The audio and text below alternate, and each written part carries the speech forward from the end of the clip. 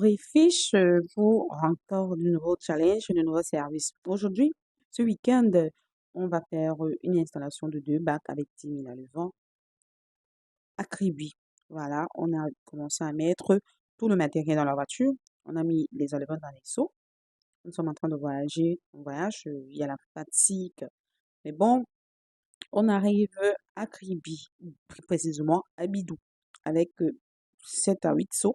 Et puis, on commence d'abord par décharger nos allevants. On se rassure s'ils sont encore en bonne santé, s'ils sont encore bien. Vous voyez comment ils sont vivaces, agités. Ensuite, on vérifie tout le matériel qu'on a apporté parce que le monsieur, il a pris tout le package. Il a pris deux épuisettes que nous fabriquons nous-mêmes, les tables de calibrage que nous confectionnons nous-mêmes, les la balance. Mais voici que je suis en train de porter le baquet. Le grillage, après, vous avez dit que, oh, eh ben, ses mains ne travaillent pas. Voilà, je suis en train de dérouler. On est en train de dérouler le grillage. Première étape, on déroule le grillage jusqu'à la fin. Ensuite, on le met debout à ce qui forme un cercle. Lorsqu'on a formé le cercle, on prend les deux extrémités du bac. On attache avec l'aide d'une ficelle, comme on est en train de faire là. On attache très bien, soit bien solide, bien. On attache jusqu'en bas.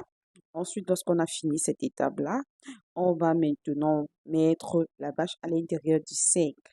On met la bâche et la bâche également, on se rassure que la bâche est bien tendue. Ça veut dire quoi? Que l'intérieur, il n'y a pas des endroits froissés et tout, que c'est bien lisse, propre.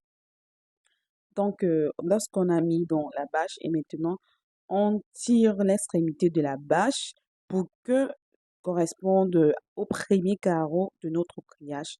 Donc, l'extrémité de notre bâche doit correspondre au premier carreau du grillage. Lorsqu'on a fini l'étape là, on cherche un point dans le bac, puis on va couper pour faire un trou à ce que notre raccord bâche puisse bien se fixer. On ne colle pas le raccord bâche, on le fixe très bien comme vous voyez là. Lorsqu'on a fixé nos raccords bâche comme ça, à l'intérieur, on va mettre les crépines avec déjà perforées. Les crépines empêchent que les alevins ne sortent de l'extérieur. Après, on va fixer l'embout de l'autre côté de notre crépine, de notre bac.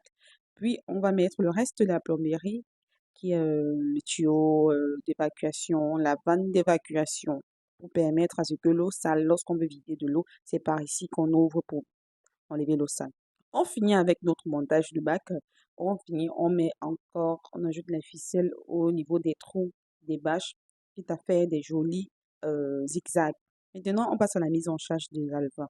On prend le seau d'alevin que nous avons apporté au préalable, on dépose dans le bac. Les alevins sortent d'eux-mêmes, on ne les stresse pas, on ne les bouscule pas, ils sortent d'eux-mêmes.